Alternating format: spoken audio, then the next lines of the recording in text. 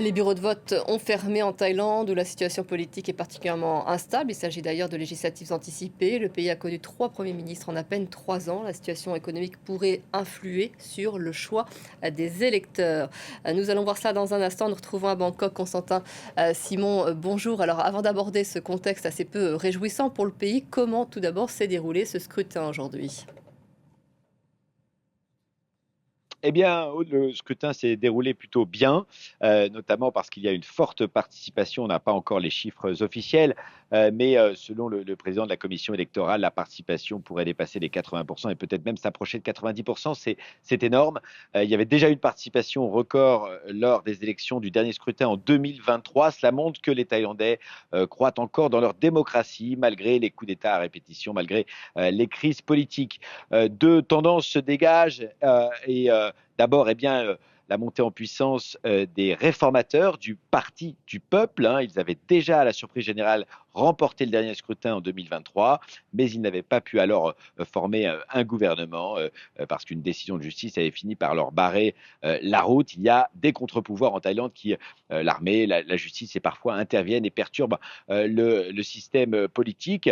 L'autre clan qui pourrait l'emporter, ce sont les conservateurs parce que cette année, donc, ils ont un candidat assez populaire en la personne du Premier ministre, Anutin Chan Virakul, hein, qui gouverne le pays depuis quelques mois et qui est très populaire. Il a le soutien des élites, l'armée, mais aussi le roi qu'il a reçu bien, hier soir dans une cérémonie dont on a beaucoup parlé sur les réseaux. Certains y ont vu une forme d'adoubement. En tout cas, le Premier ministre offrait à genoux un cadeau au roi. Et donc, on verra si ce clan conservateur arrive à l'emporter, si le Premier ministre arrive à se maintenir au pouvoir. Je le disais, Constantin, sécurité, économie, le pays a besoin de stabilité pour faire face à tous ces points de fragilité. Tout à fait. Il y a aussi la situation géopolitique, puisque il y avait une guerre avec le Cambodge, encore 3 semaines d'affrontements en décembre dernier, des affrontements aussi cet été. Pourrait être favorable au clan conservateur, au Premier ministre. Plus globalement, si vous voulez, la Thaïlande a besoin d'une stabilité politique. Et c'est pour ça qu'aujourd'hui, eh bien, les Thaïlandais n'élisent pas qu'un parlement. Ils vont aussi voter lors d'un référendum. Ils ont voté lors d'un référendum constitutionnel. L'idée, c'est de refonder la constitution thaïlandaise.